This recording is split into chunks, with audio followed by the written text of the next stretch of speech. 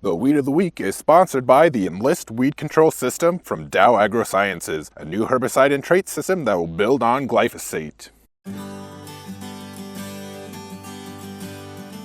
Your farm tells a story, one that continues with the decisions you make.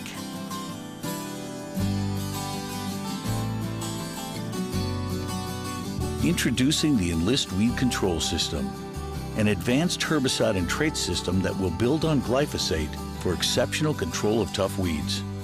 The next chapter begins.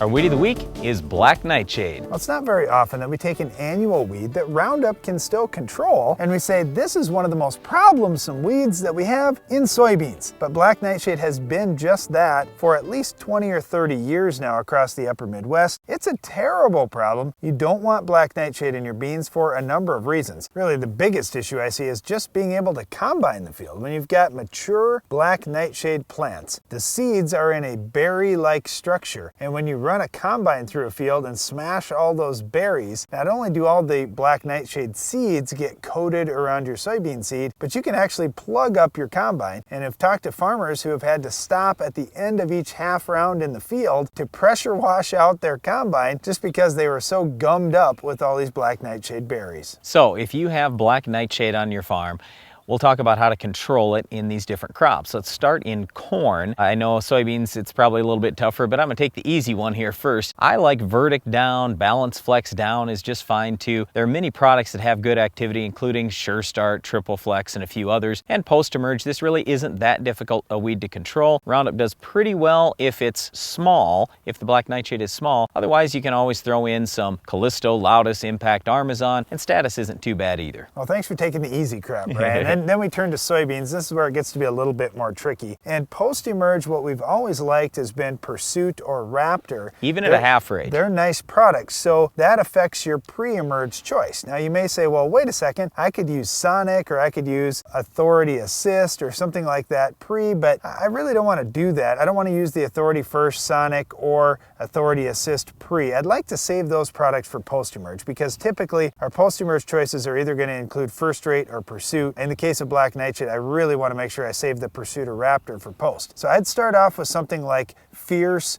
or Authority MTZ. I like mixing that with a Prowl or Treflan type product, something from that chemical family. And Sonaland's actually the best yellow on Black Nightshade as well. That way we get a couple of different shots on Black Nightshade pre, so hopefully we don't see quite so much post. Then post-emerge, our best options again are Pursuit or Raptor, and I like mixing some Flex Star in with it in areas where that's labeled. That's got a little bit of kick on Black Nightshade, otherwise you could use some Cobra for some extra kick as well. In wheat, not too much problem with this weed, but sharpen pre-emerge and post-emerge, I'd go with Husky. Well, once again, our Weed of the Week is Black Nightshade, and that's all the time we have for this week's weed, but stay tuned, Iron Talk is coming up next.